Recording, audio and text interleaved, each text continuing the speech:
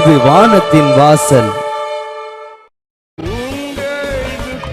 சந்தோஷமாய் மாறும் உங்கள் கவலைகள் கண்ணீர் எல்லாம் மறைந்து விடும். நன்றி டாடி, நன்றிப்பா. உங்கள் துக்கம் ஆமா, உங்கள் கவலைகள் கண்ணீர் எல்லாம் மறைந்து விடும். பிரியமானவர்களே, உங்கள் யாவருக்கும் அன்பின் வாழ்த்துக்கள். ஆண்டவரும் அருமை இரட்சகருமாகிய இயேசுவின் நாமத்தில் நான் உங்களை வாழ்த்துகிறேன். மீண்டும் உங்கள் சந்தோஷத்தின் நேர நிகழ்ச்சியின் மூலமாக உங்களை சந்திப்பது எனக்கு மிகுந்த மகிழ்ச்சி. தெய்வ பிள்ளைகள் ஒவ்வொருவரையும் நான் இயேசுவின் நாமத்தில் வாழ்த்துகிறேன். கர்த்தர் உங்களை ஆசீர்வதிப்பாராக. உங்கள் சந்தோஷத்தின் நேர நிகழ்ச்சியை தொடர்ந்து பாருங்க, மற்றவர்களுக்கும் நீங்கள் அறிமுகப்படுத்துங்கள். ஆமேன். அது அவர்களுடைய இரட்சிப்புக்கும் சமாதானத்துக்கும் ஏதுவானதாக இருக்கும். உங்களுக்காக நாங்கள் ஏதாகிலும் ஜெபிக்க வேண்டும் என்று நீங்கள் விரும்பினால் எங்களை தொடர்பு கொள்ளுங்கள். எங்களுடைய வாட்ஸ்அப் நம்பருக்கு உங்களுடைய தகவல்களை தெரிவிங்கள், அல்லது தொலைபேசி மூலமாக தெரிவிங்கள். நாங்கள் உங்களுக்காக ஜெபிப்போம். உங்களுடைய எல்லா ஜெபங்களிலும் நீங்கள் எங்களை நினைத்து கொள்ளும்படி நான் உங்களை அன்பாய் கேட்கிறேன். உங்களுடைய ஜெபம் எங்களுக்கு மிக அவசியம். எங்களுடைய சபை நியூ இந்தியா சபை கன்னியாகுமரி மாவட்டம் குளச்சல் அருகாமையிலே கொட்டல்பாடு என்கிற பகுதியில் இருக்கிறது. எல்லா வெள்ளிக்கிழமை தோறும் காலை 10:30 முதல் 1 மணி வரை உபவாச ஜெபமும், எல்லா ஞாயிற்றுக்கிழமை தோறும் காலை 10 மணி முதல் 12:30 வரைக்கும் சபை ஆராதனையும் நடைபெற்று வருகிறது. ஜெபித்து கொள்ளுங்கள். கர்த்தர் உங்களை ஆசீர்வதிப்பாராக. ஆமென். இன்றைக்கு இந்த உங்கள் சந்தோஷத்தின் நேர நிகழ்ச்சிக்கு நான் கொண்டு வந்திருக்கிற ஆண்டவருடைய வார்த்தை, தேவ பிள்ளைகள் சந்திக்கிற சவால்கள். நீதிமான்கள் அல்லது ரட்சிக்கப்பட்ட தேவ பிள்ளைகள் தங்கள் வாழ்க்கையில் சந்திக்கிற சவால்கள் என்கிற தலைப்பிலே நான் ஆண்டவருடைய வார்த்தையை கொண்டு வந்திருக்கிறேன். அன்பானவர்களே, இந்த உலகத்திலே நாம் ஆண்டவராக இயேசு கிறிஸ்துவை சொந்த இரட்சகராக ஏற்றுக்கொண்டு தேவனுடைய பிள்ளைகளாக மாறும்போது நம்முடைய எதிர்பார்ப்பு நம்ம வாழ்க்கையில் இருக்கிற பிரச்சனைகள் எல்லாம் தீர்ந்து போய்விட வேண்டும். நம்ம வாழ்க்கையில் இருக்கிற கவலைகள் எல்லாம் அப்படியே தீர்ந்து போய்விட வேண்டும். நாம் ஆண்டவராக இயேசு கிறிஸ்துவை ஏற்றுக்கொண்டு ஒரு ஆலயத்தில், ஒரு தேவ சபையில் கர்த்தரை ஆராதிக்க துவங்கின உடனே நாம் எதிர்பார்க்கிற ஒன்று, நம்முடைய வாழ்க்கை அப்படியே மாறிவிட வேண்டும். நம்முடைய நோய் குணமாகணும், நம்முடைய தரித்திரம் மாறணும், நம்ம பிரச்சனைகள் அப்படியே சரியாகிவிட வேண்டும் என்று நம்ம எதிர்பார்க்கிறோம். நல்லதுதான். தேவன் அதை செய்ய வல்லவராகவே இருக்கிறார். நம்முடைய நோய்களை குணமாக்குகிறார். நம்முடைய வாழ்க்கையில் இருக்கிற பிரச்சனைகளை அவர் சரி பண்ணுகிறார். நமக்கு தேவையான நன்மைகளை அவர் செய்கிறார். எல்லாவற்றிற்கு மேலாக நம்மை ரட்சிக்கிறார். அவருடைய ஆவியினால் நம்மை நிரப்புகிறார். ஒவ்வொரு நாளும் நம்மை அற்புதமாக அவர் நல்ல ஆலோசனை தந்து வழி நடத்துகிறார். இந்த தேவன் நம்மை மரண பரியந்தம் அற்புதமாகவே அவர் நடத்துவார். அதில் எந்த சந்தேகமும் கிடையாது.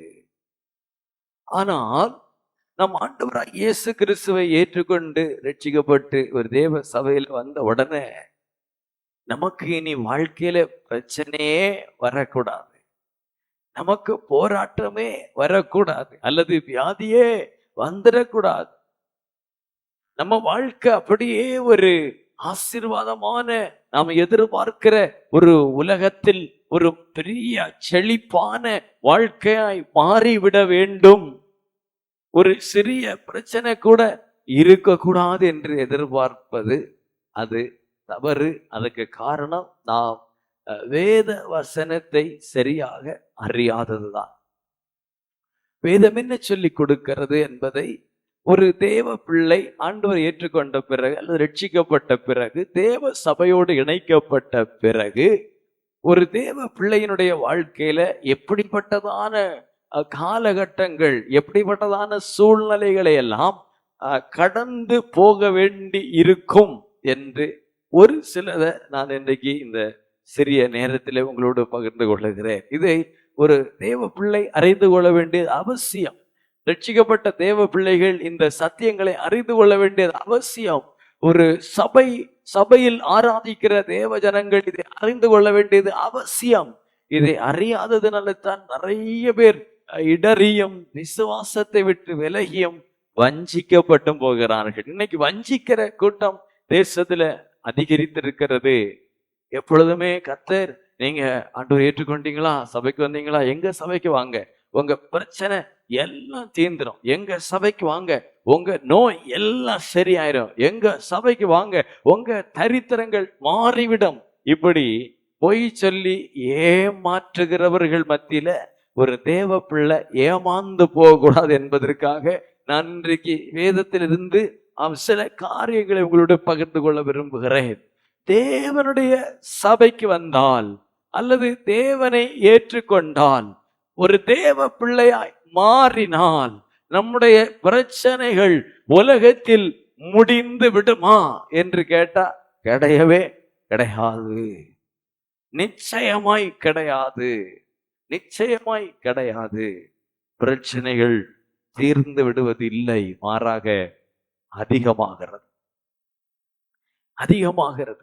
வேதம் சொல்லுது, நீதிமானுக்கு வரும் துன்பம் எப்படி இருக்குது, அநேகமா இருக்கு, அநேகமா இருக்கு. அதன் பிறகுதான் ஒரு தேவ பிள்ளையா ஒரு மனுஷன் மாறும் பொழுதுதான், ஒரு தேவனுடைய பிள்ளையா, தேவனுடைய மகனா மகளா ரட்சிக்கப்பட்டு சபையோட இணையும் போதுதான் அவனுடைய வாழ்க்கையில அவன் அநேக சவால்களை எதிர்கொள்ள ஆரம்பிக்கிறான். இதுவரைக்கும் பார்த்திராத பயங்கரமான காரியங்களை சந்திக்க வேண்டி வரும். ஆனா இதுல ஒரு விசேஷம் இருக்கிறது. என்னன்னா, தேவன் அந்த மனுஷனோடு கூட இருப்பான், தேவன் அந்த மனுஷனோடு கூட இருப்பான். இஸ்ரவேல் ஜனங்கள் எகிப்திலே இருந்தார்கள். அவங்க வாழ்க்கை அடிமைத்தனமா தான் இருந்துச்சு. பெரிய நெருக்கங்கள் அவங்க வாழ்க்கையில் இருந்தது. வாழ்க்கையே அவர்களுக்கு கசந்து போய்விட்டது, வாழ்க்கையே கசந்து போய்விட்டது. அவங்க உழைப்புக்கேற்ற நன்மை இல்லை.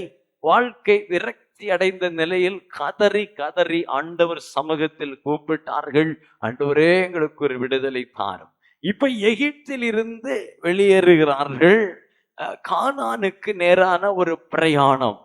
புதிய ஏற்பாட்டோடு இதை ஒப்பிடும் பொழுது இது ஒரு நிழல், பழைய ஏற்பாட்டில் நிழல். இந்த பிரயாணம் என்பது பரலோகத்துக்கான ஒரு பிரயாணம். இந்த லட்சக்கணக்கான ஜனங்களை மோசே என்கிற ஒரு மனிதன் வழி நடத்தி கொண்டு போவது சபைக்கு ஒரு நிழலாக இருக்கிறது. இந்த புதிய ஏற்பாட்டின் சபைக்கு நிழலாக இருக்கிறது. ஆண்டவராகிய இயேசு கிறிஸ்து சபைக்கு தலையாக இருந்து இன்றைக்கு தேவ மக்களை பரம கானானாகிய பரலோகத்துக்கு நேராக நடத்தி கொண்டு போவது போல, எகிப்திலே அடிமையாயிருக்கிற இஸ்ரவேலர்களை மோசே என்கிற ஒரு இரட்சகனை ஆண்டவர் ஏற்படுத்தி, அந்த மோசேயின் மூலமாய் கானான் என்கிற வாக்குத்தத்தம் பண்ணப்பட்ட தேசத்திற்கு ஆண்டவர் நடத்தி கொண்டு போகிறார்.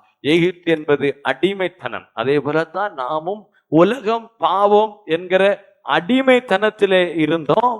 ஆண்டவர் நம்மை அங்கிருந்து எடுத்து ஆமென் நித்திய கானான் பரலோகத்துக்கு நேராக நம்மை நடத்துகிற ஒரு பிரயாணம் தான் ஆவிக்குரிய வாழ்க்கை அல்லது கிறிஸ்தவ வாழ்க்கை.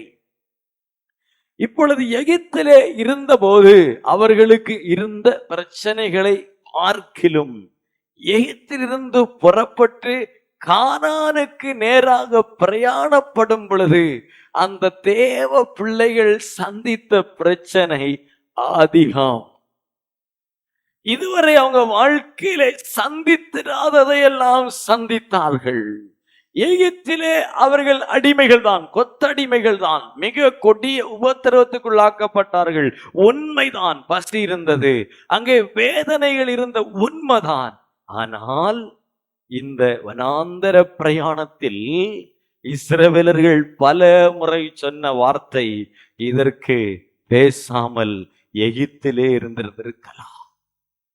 இதற்கு, இந்த உபத்திரவத்திற்கு எகிப்தே பெஸ்ட், இந்த பாடுகளுக்கு எகிப்தே கொள்ளலாம் என்று தேவ மக்கள் சொன்னதை நாம வேதத்துல பார்க்கிறோம். இது எதை காட்டுதுன்னா, எகிப்திலிருந்து வெளியிலே வந்து கானானுக்கு நேரான பிரயாணம் கடினமானது. அது அநேக பிரச்சனைகளை, சவால்களை நாம சந்திக்க வேண்டி வரும். ஆனால் எகிப்திலே இஸ்ரவேலர்கள் இருந்தபோது தேவன் அவர்களோடு இருந்து செயல்பட்டதை பார்க்கிலும், தேவன் அவர்களுக்காக செயல்பட்டதை பார்க்கிலும், இந்த வனாந்தர பிரயாணத்தில் அவர்கள் சந்தித்த கொடிய உபத்திரவங்களில், பாடுகளில், பசிகளில், தாகங்களில், அடைக்கப்பட்ட நிலைகளில், ராஜாக்கள் எதிர்த்து வந்த சூழ்நிலைகளில் தேவனோ வல்ல மகிமையாய் வெளிப்பட்டார், பராக்கிரமசாலியாய் வெளிப்பட்டார். உலகத்தில் வேறு எந்த மனிதர்களுக்காகவும் வெளிப்படாத வண்ணம் தேவ மக்களுக்காக தேவன் வெளிப்பட்டார். இதுதான் வித்தியாசம்.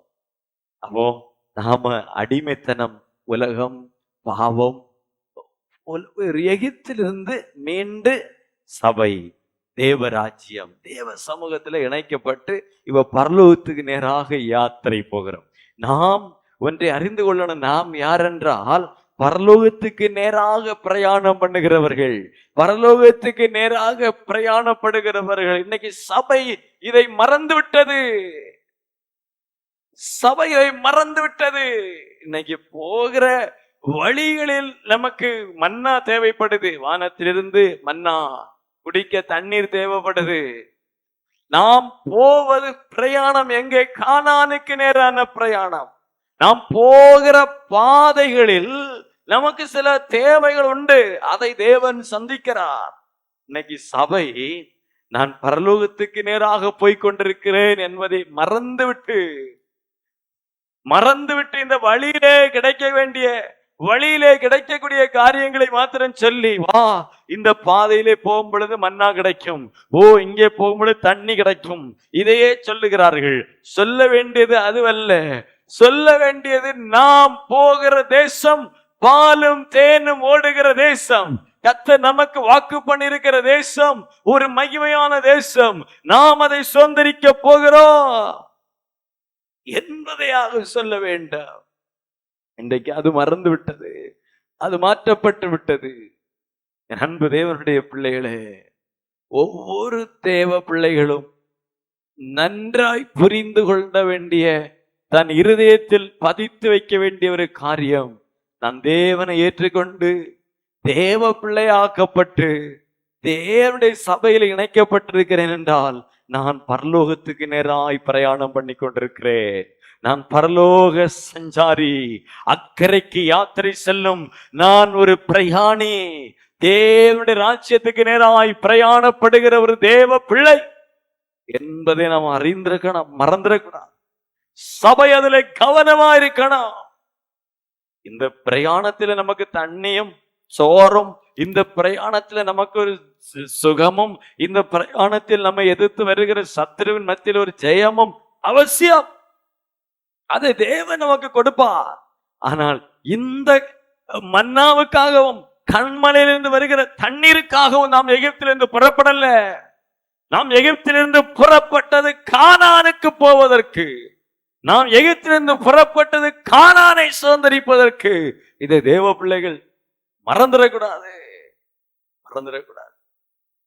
ஒரு தேவ பிள்ளையினுடைய வாழ்க்கையில எகிப்திலிருந்து வெளியே வந்து கானானுக்கு நேரா நீங்கள் பிரயாணப்படுகிறீர்கள் என்றால், அல்லது உலகத்திலிருந்து வெளியில வந்து பரலோகத்துக்கு நேராய் பிரயாணப்படுகிறீர்கள் என்றால், நிச்சயமாய் அநேக சவால்கள் உண்டு, செங்கடல்கள் உண்டு, எரிகோ மதில்கள் உண்டு, பெரிய பெரிய ராஜாக்கள் எதிர்த்து வருவார்கள், ராஜ்யங்கள் எதிர்த்து வரும், பல சவால்களை நாம சந்திக்க வேண்டி வரும்.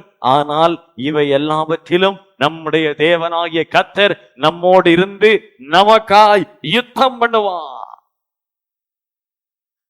என் அன்பு சகோதரா, என் அன்பு சகோதரி, வாலிப தம்பி, தங்கச்சி, இந்த வார்த்தையை நீங்கள் கேட்டுட்டு இருப்பீங்கன்னா, நான் உங்களுக்கு ஒன்றை சொல்லுகிறேன். நான் ஆண்டவரை ஏற்றுக்கொண்டு ரொம்ப நாளாச்சு, ஆலயத்துக்கு வாரேன், ஆராதனைக்கு வாரேன், ஜெப கூட்டங்களுக்கு வாரேன், என் வாழ்க்கையில பிரச்சனை தீரவே இல்லையா, என் வாழ்க்கையில வேதனை மாறவே இல்லை, கஷ்டங்கள் மாறவே இல்லை, உபத்திரவம் வந்துட்டே இருக்குது இப்படின்னு மனம் சோர்ந்து போய் இருப்பீங்க. நான் ஒரு காரியத்தை சொல்றேன், இதெல்லாம் நம்முடைய வாழ்க்கையில நம்ம சந்திக்க வேண்டியவைகளே. ஆனால் இது எல்லாவற்றிலும் நம்முடைய தேவன் நம்மோடு கூட இருந்து நம்மை நடத்துவார். இதுவரை அவர் நம்மை நடத்தினார், இனியும் நம்மை நடத்துவார். ஒரு நீதிமான் தன்னுடைய வாழ்க்கையில சந்திக்க வேண்டிய பிரச்சனைகள் நிறைய. ஒரு காரியத்தை பாருங்கள், 1 பேதுரு 4:18 சொல்லுகிறது. 1 பேதுரு 4:18 நீதிமானே ரட்சிக்கப்படுவது அரிதானால் பக்தி இல்லாதவனும் பாவியும் எங்கே நிற்பான்? பாருங்க, அப்போஸ்தலனாகிய பேதுரு தன் நிருபத்துல சரியா எழுதுகிறார். நீதிமானே ரட்சிக்கப்படுவது அரிது. நீதிமானே ரட்சிக்கப்படுவது, நீதிமானே, ஆமா, பரலோகத்தை சுதந்தரிப்பது கடினமான ஒன்றாயிருக்கு. அப்படின்னா பாவியும் பாவியும் பக்தி இல்லாதவருடைய நிலைமை என்ன என்பதை யோசித்து பாருங்க. ஒரு மனிதன் தன்னுடைய பாவ வாழ்க்கையை விட்டு அவன் ரட்சிக்கப்பட்டு அவன் ஆண்டவருக்கு பிரியமாக வாழ ஆரம்பித்து தேவ சபையோடு இணைக்கப்பட்டு அவன் ஆண்டவருக்கு பிரியமாய் நடக்க ஆரம்பித்தாலும் அவனே அவன் ரட்சிக்கப்படுவது, தேவ ராஜ்யத்தை சுதந்தரிப்பது கஷ்டம் கஷ்டம் அப்படின்னு பேதுரு சொல்லுகிறார். ஏன் கஷ்டம் அப்படின்னு நான் தொடர்ந்து சொல்றேன். ஆனா ஒரு காரியத்தை தெரிந்து கொள்ளுங்கள், கஷ்டம். நீதிமானே ரட்சிக்கப்படுறது அரிது. அப்படின்னா இன்னும் ரட்சிக்கப்படாதவன், இன்னும் மனம் திரும்பாதவன், இன்னும் ஞானஸ்தானம் பெறாதவன், இன்னும் சபையோடு சேராதவன், இன்னும் உலகத்தோடு இணைந்திருக்கிறவனுடைய நிலைமை என்ன? நிலைமை என்ன? சிந்தித்து பாருங்க. எங்க நிற்பான் அவன்? அவனுடைய நிலைமை என்னவா இருக்கும்? அவனுடைய சூழ்நிலை என்னவா இருக்கும்? அவனுடைய முடிவு எப்படி இருக்கும்? ஒரு குடிகாரனா இருந்து, ஒரு துன்மார்க்கனா இருந்து, ஒரு பாவியா இருந்து மனம் திரும்பி ஆண்டவரை ஏற்றுக்கொண்டு ரட்சிக்கப்பட்டு சபையில வந்து தன் வாழ்க்கையை கர்த்தருக்கு ஒப்பு கொடுத்து பரிசுத்தமாய் ஜீவிக்க ஒப்பு கொடுத்து ஜெபித்து வேதம் வாசித்து உபவாசித்து மன்றாடி கர்த்தருக்கு பிரியமாய் தன்னை அர்ப்பணித்து பல இடங்களில் உடைக்கப்பட்டு உருவாக்கப்பட்டு ஒரு பொன்னை போல பிரகாசிக்கிற ஒரு நீதிமானே தேவனுடைய ராஜ்யத்தை பரலோகத்தை பெறுவது கடினம் என்றார். இன்னும் உலகத்தோட பாவத்தோட வேசித்தனத்தோட விக்கிரக ஆராதனையோட விபச்சாரத்தோட அசுத்தத்தோட அருவருப்போட வாழுகிற பாவிக்கும் பக்தி இல்லாத கிறிஸ்தவனுடைய நிலைமை என்னவாகும்? என்னவாகும்? ரொம்ப ஆபத்து, ரொம்ப ஆபத்து, ரொம்ப ஆபத்து, ரொம்ப ஆபத்து. அதான் வேதம் சொல்லுது, ஆபத்து. நீதிமான் ரட்சிக்கப்படுவது அரிது அப்படின்னு பேதுரு சொல்லுகிறார். ஏனென்றால் இந்த நீதிமான் தன்னுடைய வாழ்க்கையில அவனுடைய விசுவாசம் தகர்க்கப்படும்படி, அவனுடைய பரிசுத்தம் தகர்க்கப்படும்படி, அவனுடைய ஆவிக்குரிய வாழ்க்கை தகர்க்கப்படும்படி பல பிரச்சனைகளை சந்திக்க வேண்டி வரும் வரும் வரும். நீதிமான் ஆயிட்டான், ரட்சிக்கப்பட்டுட்டான், சபையில வந்துட்டான், பிரச்சனையே இல்லைன்னா அப்போஸ்தலனாகிய பேதுரு ஏன் இப்படி சொல்லணும்? ஏன் கொஞ்சம் யோசித்து பாருங்க. நீதிமானே ரட்சிக்கப்படுவது அரிது என்று ஏன் சொல்லணும்? அவனுக்குதான் ஒரு பிரச்சனை இல்லையா? அவன் இப்ப இயேசு ஏற்றுக்கொண்டுட்டானே, அவன் வாழ்க்கையில இனி போராட்டமே இல்லை, பாவமே இல்லை, அசுத்தமே இல்லை, சத்துரு போராட்டம் ஒண்ணுமே இல்லை, அவன் இனி சேப், அவனுக்கு இனி ஒண்ணும் இல்லை. இப்படி சொல்லக்கூடிய ஏமாற்றுக்காரர்களுடைய தந்திரமான உபதேசத்தில் மாட்டிக்கொள்ளாதே, மாட்டிக்கொள்ளாதே. நீ அங்க போனியா, அந்த சபையில போய் ஆராதிச்சியா, இங்க உன பிரச்சனையே தீரல பாத்தியா, ஏன் சபைக்கு வா, உன் பிரச்சனையெல்லாம் தீந்துடும். இந்த ஏமாற்று வித்தைகளில் விழுந்து போகாதே, விழுந்து போகாதே. வேதம் சொல்லுது, நீ தேவ பிள்ளையானால், நீ தேவ ஜனமானால், நீ கர்த்தருடைய மகன் என்றால், நீ நீதிமான் என்றால், உன் வாழ்க்கையில பல போராட்டங்களை தாண்டிதான் நீ வரணும். பிரச்சனையே இல்லாத வாழ்க்கை நம்மை பரிசுத்தப்படுத்தாது. பாடுகளே இல்லாத வாழ்க்கை நம்மை தேவனோடு சேர்க்காது. உபத்திரவமே இல்லாத ஒரு மனுஷனுடைய வாழ்க்கை அவனை உருவாக்காது. ஆமீன். பாடுகளையும் பிரச்சனைகளையும் உபத்திரவங்களையும் சந்திக்கிற ஒரு மனிதன் தான் பிரகாசிக்கிற நட்சத்திரத்தை போல மாற முடியும். நெருப்புல போட்டு புடமிடப்பட்டு பெரிய சுத்தியலால் அடித்து தீட்டப்படுவதுதான் கூர்மையான பட்டயமாய் மாறும், கூர்மையான யந்திரமாய் மாறும். எந்த பிரச்சனையும் இல்லைன்னா அது ஒரு மழுங்கி போன கத்திய போல இருக்கும். அதை கொண்டு ஒரு புரோஜனமும் இருக்காது. நீதிமானுடைய வாழ்க்கையில் எப்படிப்பட்ட பிரச்சனை எல்லாம் வரும் தெரியுமா? எதுவும் சொல்லுது. ஒன்று பேதுரு 5வது அதிகாரம் 8ஆம் வசனம். 1 பேதுரு 5ஆம் அதிகாரத்துல 8ஆம் வசனத்தை பாருங்க. தெளிந்த புத்தி உள்ளவளாயிருங்கள், விழித்திருங்கள், ஏனெனில் உங்கள் எதிராளி ஆகிய பிசாசானவன் கெர்ச்சிக்கிற சிங்கம் போல எவனை விழுங்கலாமோ என்று வகை தேடி சுற்றி திரிகிறான். தெளிந்த புத்தி உள்ளவளாயிருங்கள், விழித்திருங்கள், ஏனெனில் உங்கள் எதிராளியாகிய பிசாசானவர். பிசாசு யாருக்கு எதிரி? யாருக்கு பிசாசு எதிரி? தேவ பிள்ளைகளுக்கு பிசாசு எதிரி. நான் ஆண்டவருடைய ஏற்றுக்கொள்ளாத ஒரு உலக மனுஷனாய் இருக்க வரைக்கும் பிசாசு எனக்கு எந்த சண்டையும் கிடையாது. மாமனும் மச்சானும் போலேயுமே நாங்க வாழ்ந்துட்டு இருந்தது. அவன் என்ன சொன்ன நான் கேட்பேன், நான் என்ன சொன்ன அவன் கேட்பான். எப்பவும் கூடவே வருவான். அவன் இஷ்டத்தை நான் செய்வேன். தோல்ல கை போட்டுட்டு மாமா மச்சான் போலியாக்கு நானும் பிசாசும் இருந்தான். இப்ப இயேசுவை ஏற்றுக்கொண்டேன். நான் தேவ பிள்ளைய மாறினேன். இப்ப பிசாசுக்கு எனக்கு தொடர்பு இல்லை. எங்கிட்ட இருக்க முடியல. வெளியே போயிட்டான், இல்ல துரத்தப்பட்டுட்டான். அவன் சொல்லுகிறத நான் இப்ப கேட்க மாட்டேன். அவன் சொல்றதுக்கு நான் கீழ்ப்படியல்ல. அவனுடைய ஆசை இச்சைகளுக்கு நான் இப்ப இடம் கொடுக்கல, விலகி போறேன். இப்போ மாமா மச்சான போல இருந்த பிசாசு, ஓ இவன் என்னுடைய பழைய ஃப்ரெண்ட் இல்ல, என்னுடைய பழைய கஸ்டமர் இல்ல அப்படின்னு ஒண்ணு போக மாட்டான். அந்த நிமிஷம் முதல் அவனுடைய பரம எதிரியாக, ஜென்ம விரோதியாக நம்மை பார்ப்பா. எப்போ நீங்க இயேசு கிறிஸ்துவை ஏற்றுக்கொள்றீங்களோ அப்பொழுது உங்களுக்கு ஒரு எதிரி உண்டாகிறான். அவன் தான் பிசாசு. வேதம் சொல்லுகிறது, நான் சொல்லுகிறேன், அவன் உங்கள் எதிரியாக மாறுகிறான். பிசாசு உங்களுக்கு எதிரியாக மாறுகிறான்.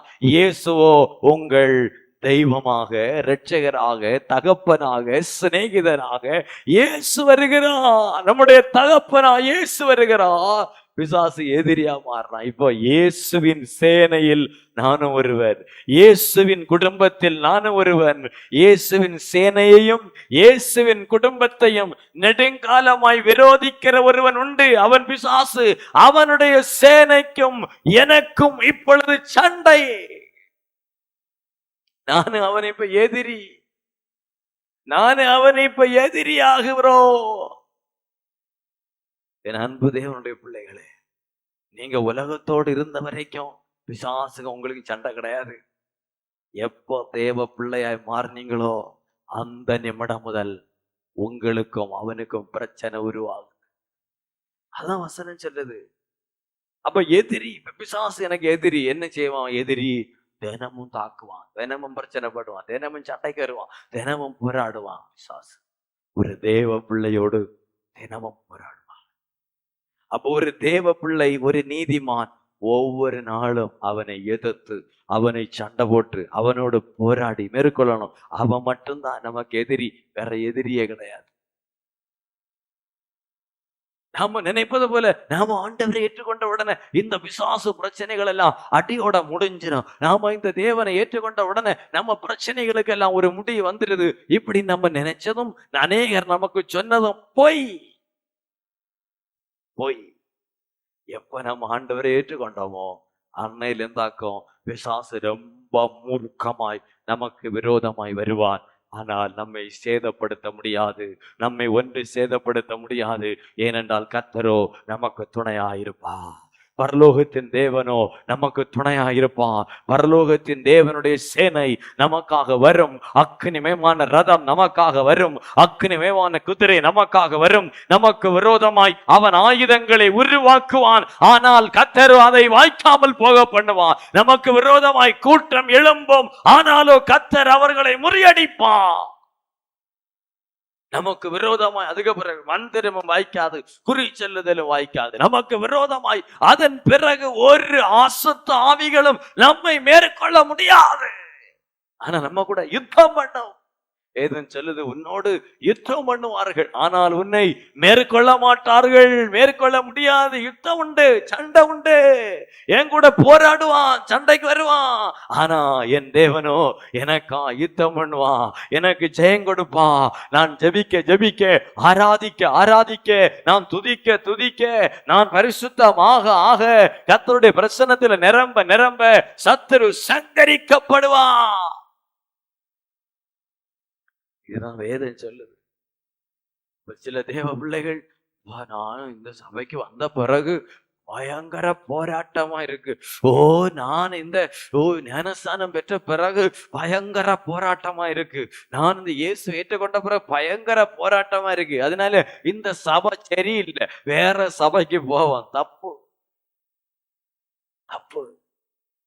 எந்த சபைக்கு வந்த பிறகு, எந்த ஆராதனைக்கு வந்த பிறகு உங்களோடு சத்துரு அதிகம் போராட ஆரம்பிக்கிறானோ, நீங்க சரியான இடத்துல வந்திருக்கீங்கன்னு அர்த்தம்.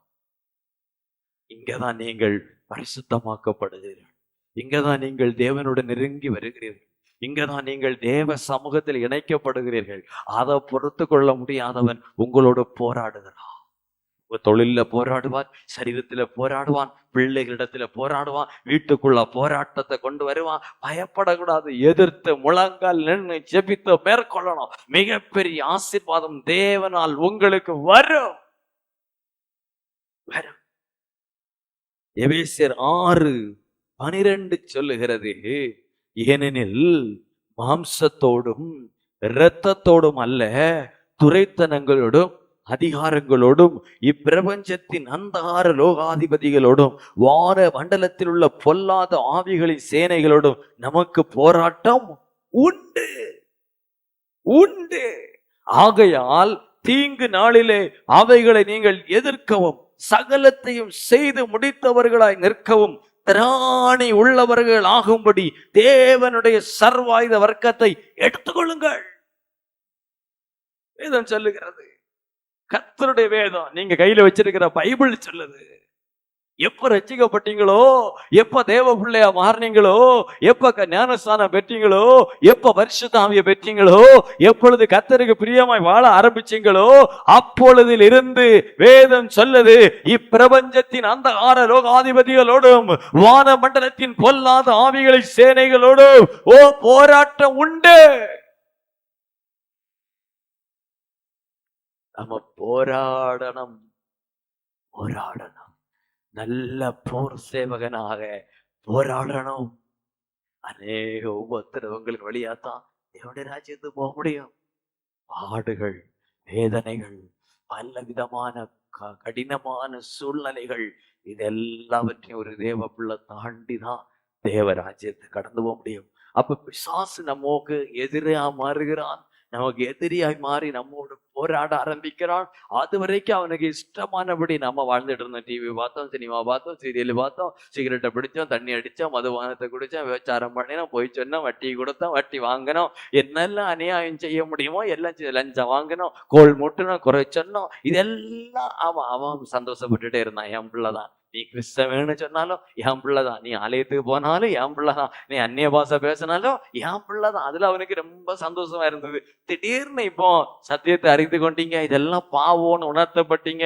இப்போ கொஞ்சம் கொஞ்சமா சிலதை விட ஆரம்பிக்கிறீங்க. பொய் பேசுறதை விடுறீங்க, திருடுறதை விடுறீங்க, குறை சொல்றதை விட ஆரம்பிச்சிட்டீங்க, சினிமாவை விட ஆரம்பிச்சிட்டீங்க, ஜெபிக்க ஆரம்பிச்சிட்டீங்க. இப்போ அது வரைக்கும் உங்க தோல்ல கை போட்டுட்டு சந்தோஷமா சிரிச்சிட்டு என் ஃப்ரெண்டாக்குன்னு சொன்ன பிசாசு இப்போ என்ன சொல்லுவான் தெரியுமா? நீதான் எனக்கு எதிரி. உன்னை விடுவானா பாரு. ஜெபிக்கிறியா நீ? பைபிள் படிக்கிறியா நீ? என்னால இருக்க முடியல, எனக்கு எரியுது, எனக்கு இந்த வீட்டுல இருக்க முடியல, நான் உன்னை விடுவானா பாரு. ஆமா, சில பலவீனங்களை சரீரத்துல கொண்டு வந்து பார்ப்பான், சில தொழில்ல நஷ்டங்களை கொண்டு வந்து பார்ப்பான், குடும்பத்துல சில பிரச்சனைகளை கொண்டு வந்து பார்ப்பான். உடனே நம்ம அக்கா அப்படியே ஐயோ இந்த சபைக்கு போனதுல இருந்தே எல்லாம் போச்சு, வேற சபைக்கு போவான். இப்படியே போனா தேவராஜ்யத்துக்கு போக முடியாதம்மா. அந்த பிரச்சனைகளை, அந்த பாடுகளை கொண்டு வந்த சத்துருவோடு நீ எதிர்த்து போராடணும். உனக்கு போராட்டம் உண்டு. நீ முழங்காலில் நின்று அபிஷேகத்துல நிரம்பி, ஆவியில நிரம்பி, கைய தட்டி பாடல்களை பாடி துதித்து ஆராதித்து ஜெபிப்பேனா, உனக்கு விரோதமா ஒரு வழியாய் வந்தவன் 7 வழியாய் துரத்தப்படுவான். உன் தொழிலை நஷ்டப்படுத்தினவன் துரத்தப்படும் பொழுது உன் தொழிலில் 100 மடங்கு பலன் உண்டாகும். உன் சரீரத்தை கெடுத்துக் கொண்டிருந்தவன் துரத்தப்படும் பொழுது உன் சரீரம் மீண்டும் வாழ வயது போலாகும். எதிர்த்து போராடி ஜெயம் பெறும் பொழுது ஆசீர்வாதம் உண்டாகும். அதை விட்டுட்டு நான் போராட மாட்டேன், பிரச்சனைக்கு மேல பிரச்சனை வருது, பாடுக மேல பாடு வருது, பாஸ்டர் சரியில்லை, சபை சரியில்லை, பாஸ்டருக்கு ஒய்ஃபு சரியில்லை, இப்படி ஏமாத்தப்படாத. அந்த நேரம் பார்த்த பிசாசு வேற ஒரு ஊழியக்காரனை அனுப்புவான். எங்க சபைக்கு வா, உனக்கு எல்லாம் கிடைக்கும். அங்க போய் எல்லாம் நஷ்டப்பட்ட இல்ல, அங்க ஆவி சரியில்லை, அபிஷேகம் சரியில்லை, ஏமாந்துடாத. கவனமாயிரு, ஜாக்கிரதையாயிரு. நீதிமானுடைய வாழ்க்கையில அநேக பாடுகள், அவன் சந்திக்க வேண்டிய சவால்கள் அநேகம், அவன் சந்திக்க வேண்டிய பிரச்சனைகள் அநேகம் உண்டு. கர்த்தர் அவரோடு கூட பேசுவாராக. தொடர்ந்து நம்ம தியானிப்பலாம். இப்பொழுது ஜெபிப்போம். நன்றி ஆண்டவரே, நல்ல பிதாவே, நீதிமான் தன் வாழ்க்கையில் சந்திக்கிற சவால்கள் என்கிற தலைப்பிலே தியானிக்க ஆரம்பிக்கிறோம்.